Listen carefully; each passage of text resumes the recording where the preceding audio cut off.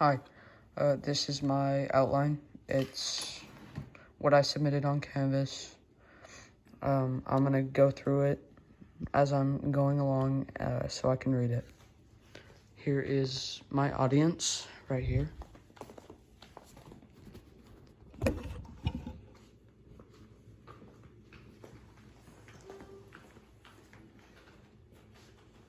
How much do you know about video games? Video games have swept the earth in recent years, and people are continuing to make advancements in video games as time goes on. Today, I'm going to tell you about the past and future of video games and some of the interesting benefits of playing video games. My first topic will be the first video game.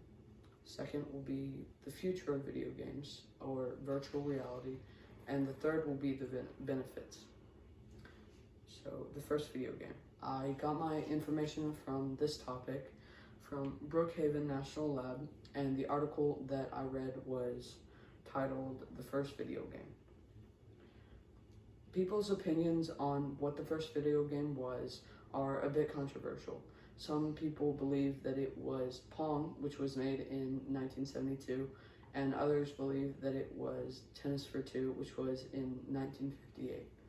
You would think that it's obviously Tennis for Two since it was made before, but most people actually don't think it was a video game because it didn't display something called a video or electronic signal. Next is the future of video games. I got my information from this topic from TechCrunch, and the title of the article was The History of Gaming.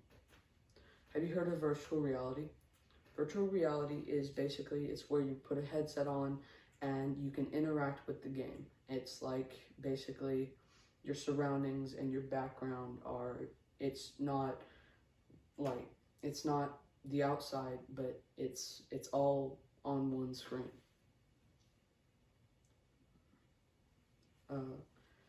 Virtual reality was first made in 2016, and right now it's in what people would consider its first stages. By the time it's in its final stages, people are thinking that you'll be able to, when you put the headset on, you'll be able to fully envelop in the game. You'll be able to sense, you'll be able to touch, smell, feel, and taste, all that, and it'll be just like real life, but in a game. So basically, it's just crazy realistic. The next topic is the benefits. I got my information about this topic from Media Smarts, and the title of the article was The Good Things About Video Games. One of the biggest benefits about video games, or about playing video games, is that they can develop problem solving. As you're playing video games, if it's a keyboard or a console or anything like that, you're always thinking, your mind's always active, you're always figuring stuff out, you're always thinking critically about what to do next. The next benefit is that video games can improve your hand-eye coordination.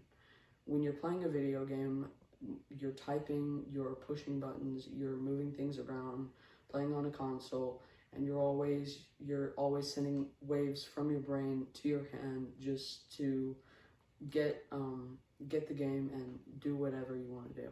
Okay? The next thing is video games can increase self-confidence.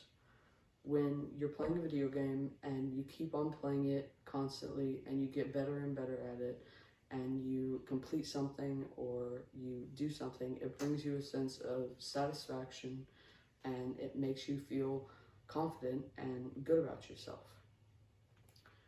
The last benefit that I'm going to talk about is that it makes kids feel comfortable with technology.